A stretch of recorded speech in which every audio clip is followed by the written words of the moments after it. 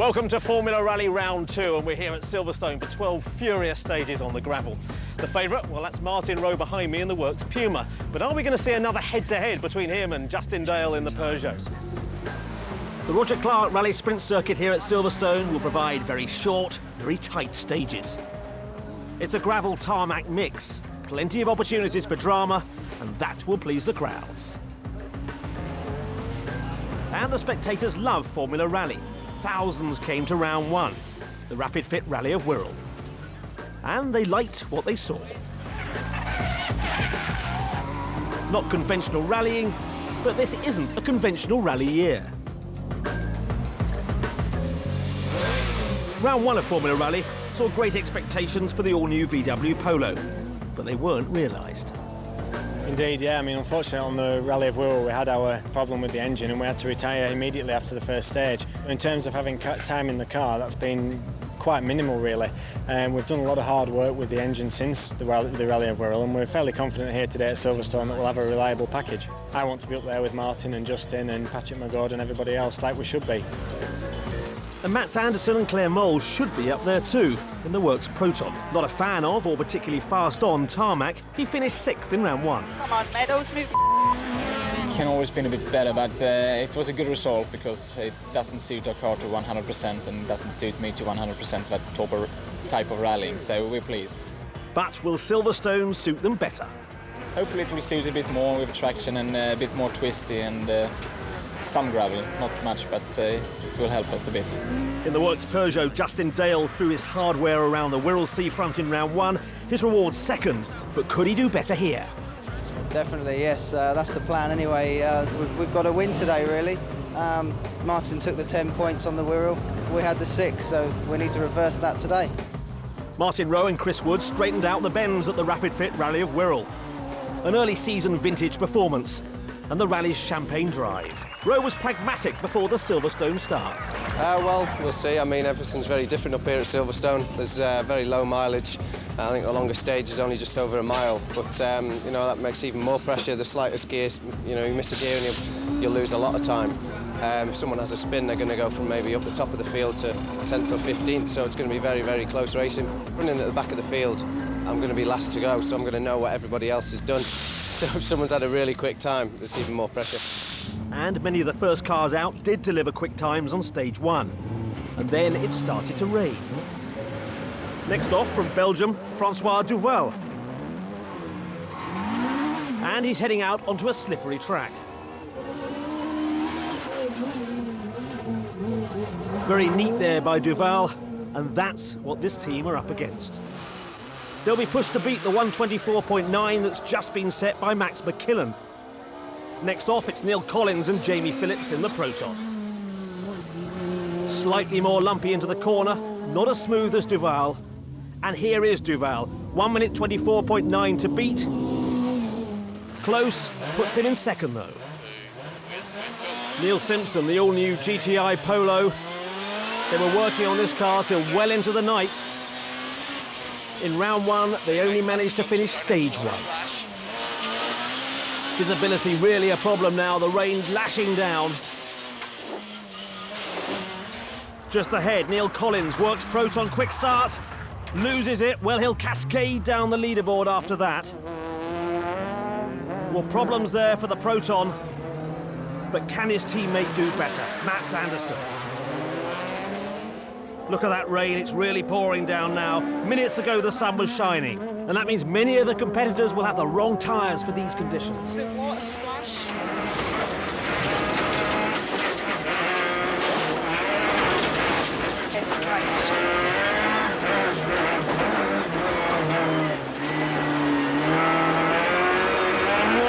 Very crowded out here. Here's Neil Simpson in the Polo, looking good. He's hit something though.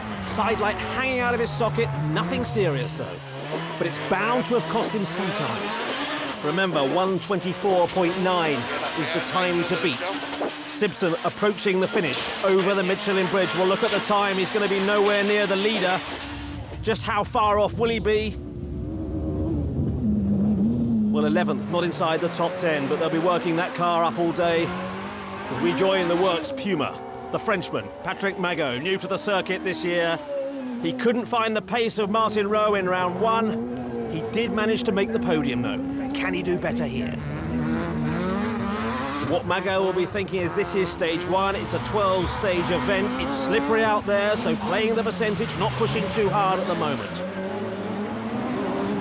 Back to the works Proton. Mats Anderson. Still nobody has beaten Mats McKillen's time of 1:24.9. But Mats Anderson certainly not going to do that just inside the top 10. And Justin Dale. 1, go! Look at those eyes. He means business in this. He doesn't want to come second again. First corner, fighting the car round. Well, it might not be a smooth drive, but it looks like a fast drive. We saw him moments ago. Here is Patrick Mago in the works Puma. Oh, 125.9, fourth. Teammate Rowe Wood, favourites. A lot of pressure on them. Made it look so easy in round 1. How will they do here? And they really have got the worst of the conditions. Left 4 plus. Difficult visibility. Right 3 over water. Care, left 5. Always sounds so calm on board this car. Slippy. Slippy. 30. Left 5. And here is Justin Dale flying into the final hairpin. Just listen on board this one. Slightly more urgency in the voice of Andrew Bargery compared to Chris Wood. Right 6. Opens into bridge, jump. To right 3. Right, look at the time. Left 3. Well, it's not going to be the fastest time of the day for Justin Dale. He will be disappointed by that 5th fastest. Well, oh, that was close. That was very close for Martin Rowe and Chris Wood. Just millimetres in it. Well, they got away with it. What's going to be interesting is what time they deliver.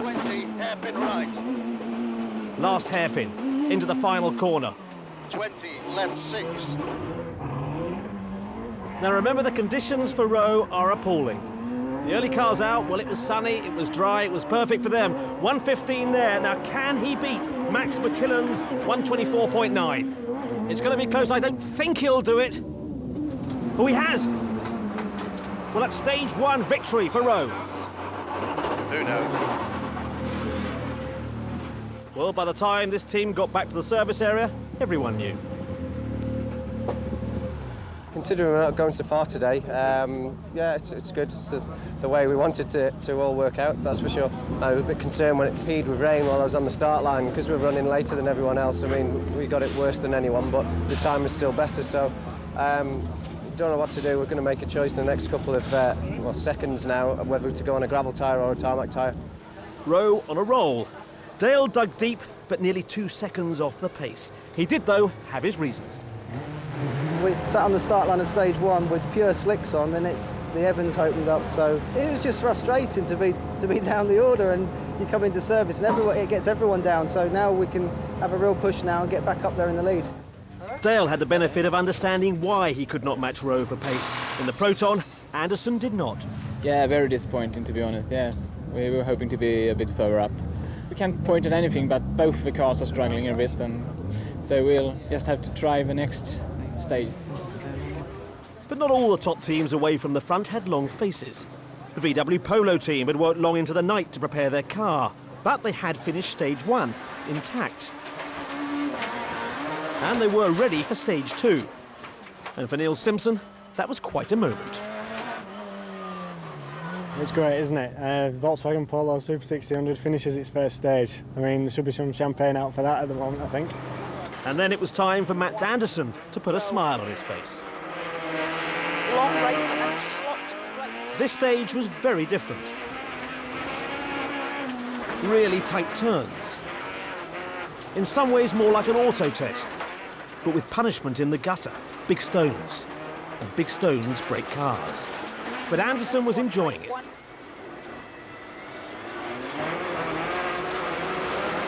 And so were the Polo pair. In stage 1, they proved reliability. But now they were proving they were on the pace.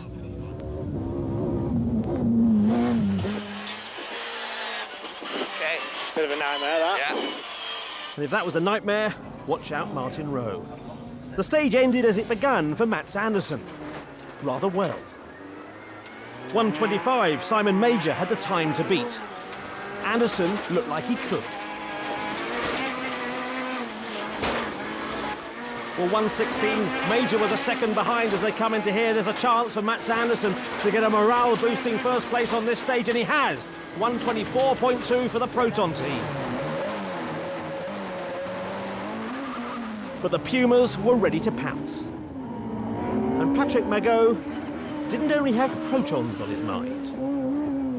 The Frenchman would not want Rowe to get too comfortable with the champagne. Well, if points were being awarded for style, Magot would be smiling. With handbrakes, foot brakes and power, the husband and wife team made their Puma dance. But so did the other man from across the channel. In the silver Puma, Francois Duval, without the benefit of a works team, had been beating Magot for pace. The Belgian driver, who loves performing on tarmac and is very good at it, was adapting fast to the mixture between gravel and asphalt. If Duval was enjoying it, well, so was Magot. His time, too, was impressive. Coming up to the halfway stage, Justin Dale was making an impact on Martin Rowe. After that stage 1 hiccup, Dale had been playing catch-up and playing it well.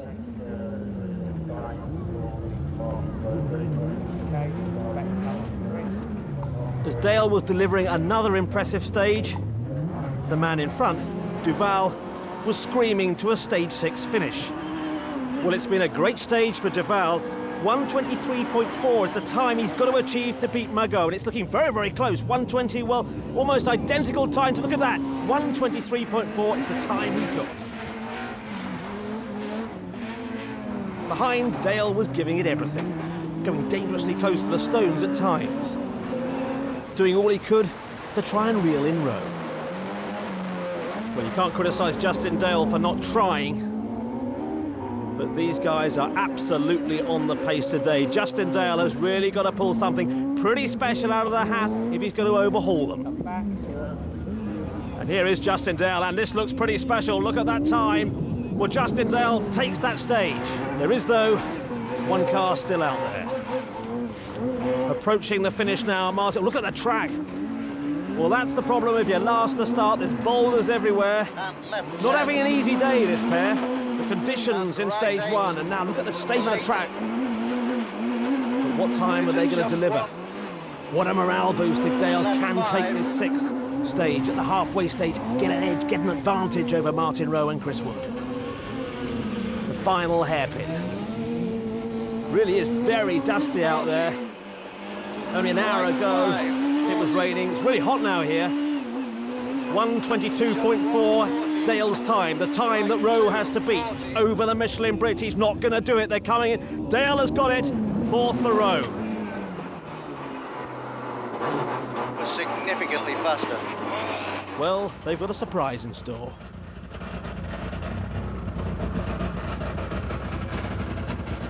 Well, some things never change in Formula Rally. Martin Rowe is going fast. Justin Dale is chasing him hard. But as things start to get pretty exciting here at Silverstone, more and more drivers are eyeing the podium. We'll see you after the break.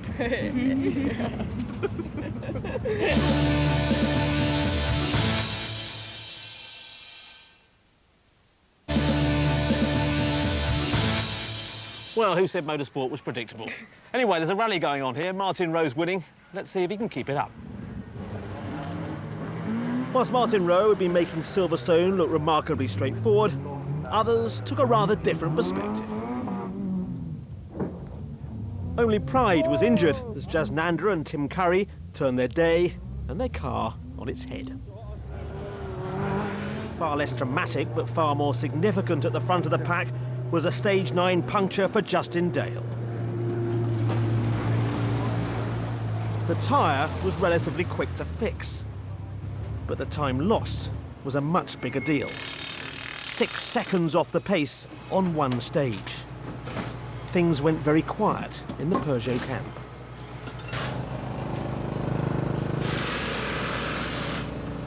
Wow, it's unbelievable, isn't it? It's so close at the front and then all of a sudden, puncture. I was about halfway through that stage on the real tight intersection. Just went to come out towards the tunnel and then noticed it there as we turned into the left-hander. Through the tunnel, just understeered all up the bank because it was just no way it was going to turn in. It was off the rim. Then all the way around the outside of the outer hairpin was the same, so no grip at all. One of them things, but it hurts. If Martin Rowe was smiling, he did not show it. And there were 3 more stages to go, and Pumas get punches. Whilst the Peugeot Ford fight was the headline attraction, there was some interesting subtext. Neal Simpson and Michael Gibson thought they had more to give, and they were right. Despite clipping a bridge, they were quietly climbing the leaderboard. Well, this team have been getting better and better all day. They'll be disappointed with that little mistake just then. But have they left it too late to get a top 5 here? Quite possibly, but what they have done is said that they are a serious threat on Formula Rally. If they're going to get inside the top 3 on this stage, they want a time of 1:25. Well, they're not going to do that.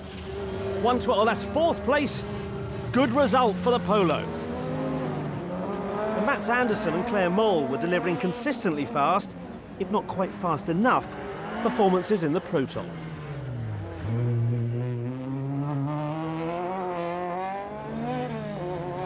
Simon Major in the Eclipse Puma was looking like he had top privateer in the bag in round 1. That all changed after a nightmare final stage when he hit a curb.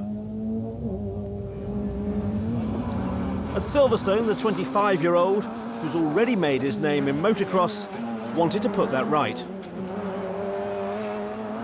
And he was delivering quick and tidy drives.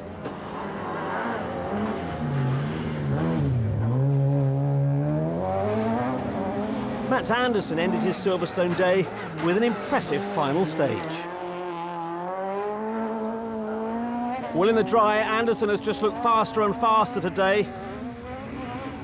Could well set the pace-setting time in the final stage, but he's done that before. Well, he's done that there, but will it stay, or will, once again, the Pumas spoil his party? And here's one who's got every chance of doing just that. The Belgian, Duval, currently in 3rd place. He'd be pleased with that, and if he got in 3rd place, it would mean he beat the other Ford Works car, Frenchman Patrick Magot. Simon Major, conservative final stage. 6th place, that should be good enough. That is good enough to give him top privateer at Silverstone. But this man wants to get on the podium. He has a Belgian in his sight, but to overhaul him, well, he'll need a final stage flyer.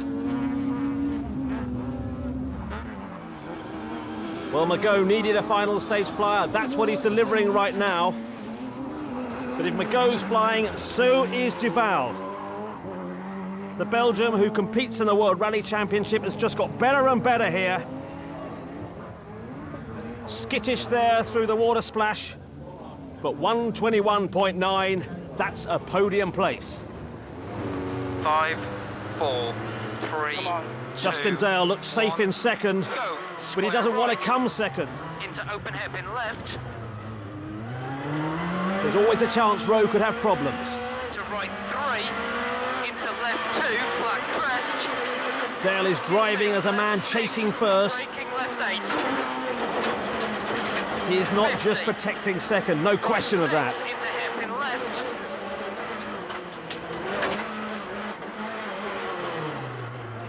Well, Justin Dale is just throwing this Peugeot round this stage. into right 4, It's going to be quite a time, and that's going to put real pressure on Martin Rowe. 100, left 5, tight exit, Just a few hundred metres ahead of Dale, this is Patrick Magot. Watch the clock down there. Magot needs a good time to secure 4th place. 3rd is out of reach. So Magot now, that's a good drive. 2nd place in the stage. Well, no champagne, but more points for Ford in the Manufacturers' Championship. Back now with Justin Dale. right 4 into splash, Dale was never going to be happy with 2nd at this event. Throws the car there through the water splash. keep going Now, eyes on the clock, look at the time, look at that time, 1:19, that's real pressure on Rowe. 2, 1, go. Right 9. Well, there may be pressure, but there never sounds like there's pressure in this car. 40, right 4, 40. Justin Dale's time was 2 seconds better than any other time on this stage. Left 5 late. There's about 4 seconds of safety for Rowe. Right 6. Well, he's not driving conservatively. Right 3. Crest 1, 20. Right 3, 40. Left 4 plus. 30. Looking at the times, a top 9 position on this stage would be fine for Martin Rowe. When this team make that noise, they're winning. Right 4 plus. And left 2 plus. Right 5 late. Listen to the voices, they're sounding different, they know they've got it. Opens. 40. Long right 2. Well, let's just enjoy these final stages for Martin Rowe and Chris Wood, who have stamped their authority on Formula Rally. Left 3, don't cut through. The time, well, it's sort of academic, but a conservative drive for Martin Rowe.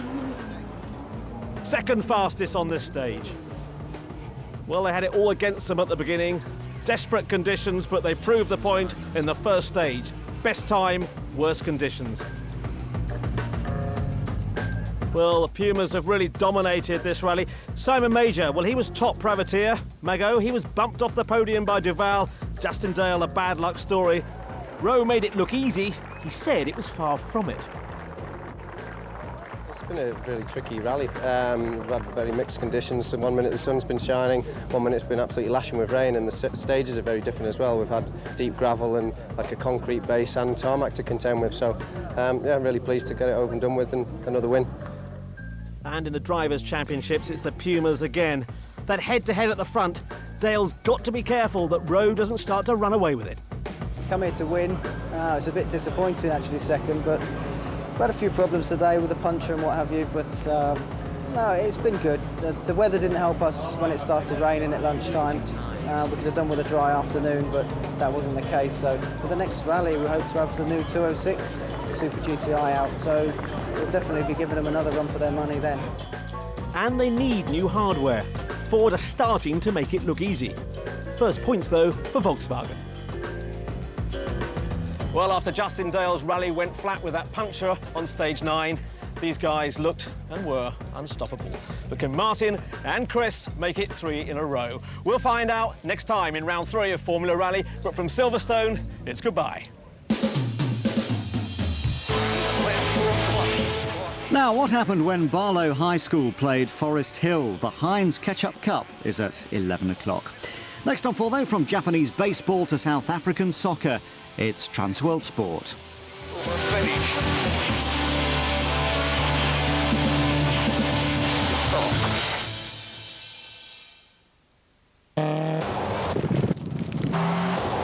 Sport on 4.